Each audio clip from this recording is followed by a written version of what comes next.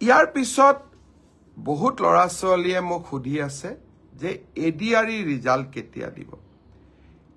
ADRE result 7 March শুক্ৰবাৰে আমাৰ grade 3 আৰু গ্ৰেড 4ৰ যি আমাৰ ৰিক্ৰুটমেণ্ট কমিশ্যন আছে তেওঁলোকে ঘোষণা কৰিব।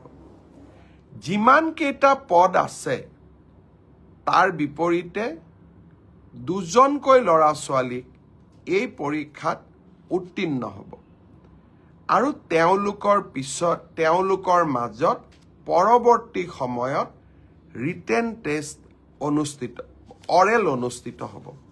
অৰ্থাৎ লিখিত পৰীক্ষাৰ ৰিজাল্ট গ্ৰেড 3 আৰু গ্ৰেড 4 আমি 7 মাৰ্চ তাৰিখে ঘোষণা কৰিম। এটা পোষ্টৰ বিপৰীতে 2জনকৈ ল'ৰা ছোৱালীয়ে এই লিখিত পৰীক্ষাত উত্তীৰ্ণ হ'ব। শেষৰ নম্বৰটোত যদি বেছি ল'ৰা ছোৱালীয়ে একেটা নম্বৰে পায় তেতিয়াহ'লে হয়তো 3000 পোষ্টৰ বিপৰীতে মই ধৰি ল'ব কৈছোঁ 6000 ল'ৰা ছোৱালী পাছ কৰিব লাগে, কিন্তু একেটা নম্বৰ যদি বহু পৰীক্ষাৰ্থীয়ে লাভ কৰে তেতিয়াহ'লে একে নম্বৰ পোৱা ল'ৰা ছোৱালীসকলেও পৰীক্ষাটোত ডেফিনেটলি পাছ কৰিব। অৰ্থাৎ আমি যদি ধৰি লওঁ 50 is a cut off mark, কিন্তু 50 যদি 50জন ল'ৰাই নম্বৰ পাইছে তেতিয়াহ'লে 50জন ল'ৰায়ে লিখিত পৰীক্ষাত পাছ কৰিব।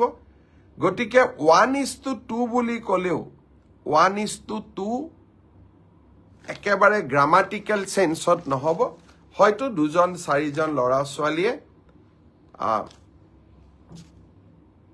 বেছিকৈও পাছ কৰিব। এডিআৰইৰ পৰীক্ষালৈ তাৰ ৰিজাল্ট কি হ'ব তাক আপোনালোকে জানেই। সেইবাবে মই যিসকলে পাছ কৰিব তেওঁলোকক অভিনন্দন জনাইছোঁ, যাতে অৰেলৰ বাবে তেওঁলোক সাজু হ'ব পাৰে।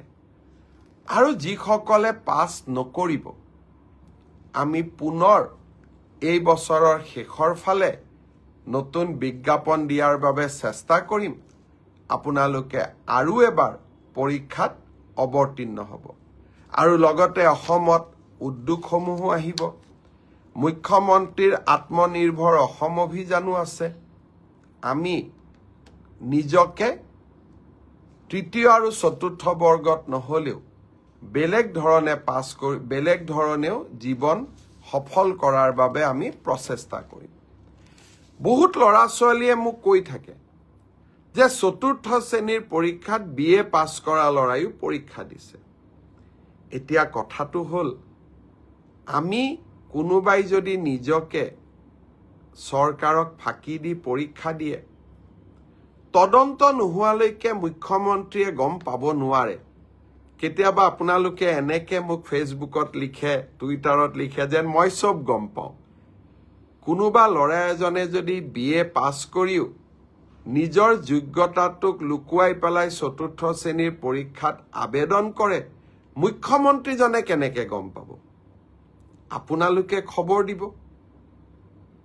আপোনালোকক আমি সুবিধা দিম যে এনে যিসকল লোকে আপোনালোকে দেখিব যে লিখিত পৰীক্ষাত পাছ কৰিছে কিন্তু এডুকেশ্যনেল কোৱালিফিকেশ্যনক তেওঁলোকে লুকুৱাই ৰাখিছে, আমি সুবিধা দিম আপোনালোকক অভিযোগ দিয়াৰ বাবে, যাতে অৰেল পৰীক্ষা হোৱাৰ আগতে বা মৌখিক পৰীক্ষা হোৱাৰ আগতে আমি আপোনালোকৰ অভিযোগবোৰ নিৰ্দিষ্ট ইউনিভাৰ্চিটি লগত কথা পাতি আপোনালোকৰ অভিযোগবোৰ যাতে আমি নিষ্পত্তি কৰিব পাৰোঁ।